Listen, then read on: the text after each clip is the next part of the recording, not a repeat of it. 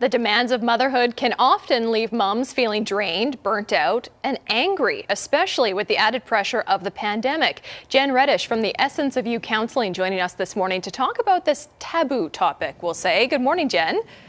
Hi, Courtney. So a lot of moms don't want to acknowledge the tougher emotions that come along with motherhood, but this is really common. Yes, it's extremely common. I think that there's a lot of feelings of shame that are generated when we experience feelings of anger in our lives in general, but particularly in our roles as a mother. But anger is a very normal emotion when we are experiencing life, but especially in our role as parents when we have so many triggers that are being repeated over and over and over again. It's very common to feel intense feelings of anger and rage.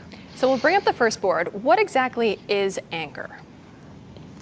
Anger is a messenger. I think that all of our emotions are really wise messengers, and when we stop suppressing them and start tuning into them, we can learn a lot from them. Anger is what is referred to as a secondary emotion, which means that there's always other emotions underneath the feeling of anger. And also, I think it's important to recognize that when we don't process our anger and don't explore it, it will eventually turn into rage. So anger is actually a good thing because it's signaling something to us. Exactly. Anger is a really great thing when we can take care of it appropriately. It's when we ignore it that it turns into a problem. Okay, so how is it triggered? I mean, we can look superficially and say, well, look at all the demands. Everything's so loud around me. Everybody needs something from me, but it's a little bit deeper than that. Yes, absolutely. So anger gets triggered quite often when our boundaries have been violated, when our power has been taken away from us, when we catch ourselves giving our power away, which I'd encourage everyone to think a little bit more closely about that one, because often we don't recognize when we're giving our power away until we really start to dig in and explore that. Anger also gets triggered quite commonly when our needs aren't being met, when our wants aren't being met, and also, like I said, when we have other suppressed emotions. So when we're feeling this anger and we're feeling this rush kind of take over, it's a sign that our needs are not being met and that we need to do something for ourselves. Yes, exactly. One of my favorite quotes on anger is by Thich Nhat Hanh that says, anger is an emotion of self-protection. And I think that that's a really powerful quote that we can just consider, what is my anger trying to protect me from? What else is going on here? And why is my anger coming up? That's a powerful quote. That's a good one to think about. Okay, so let's talk about what we can do when we feel those feelings coming up.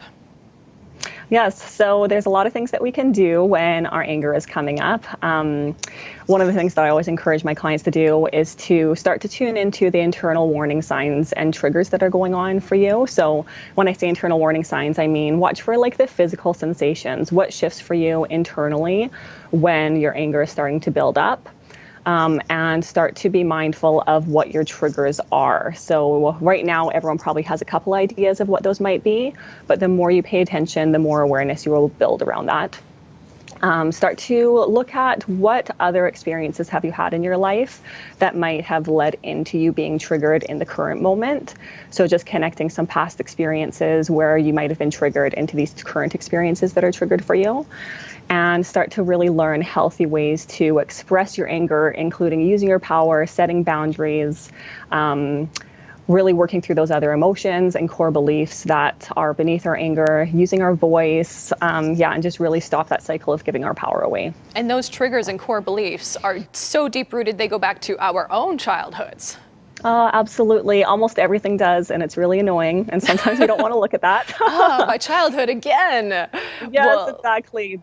Thank you so much for joining us, Jen. And this is probably your most popular workshop. You have a whole workshop built around this topic. Yes, it is. Since I started doing this workshop 4-ish years ago, it's been my most popular workshop, and it's the most talked about issue in my individual counseling sessions. And I just really love being able to provide that space in my workshops for people to explore it and understand they're not the only ones who feel this way, release some of the shame around it, and learn some really powerful strategies so that they can start living more in alignment with their value systems and stop feeling that intense shame that comes from acting out in rage. I love it. Thanks so much, Jen. The essenceofyou.ca is the website for more information on that workshop or for Jen's services.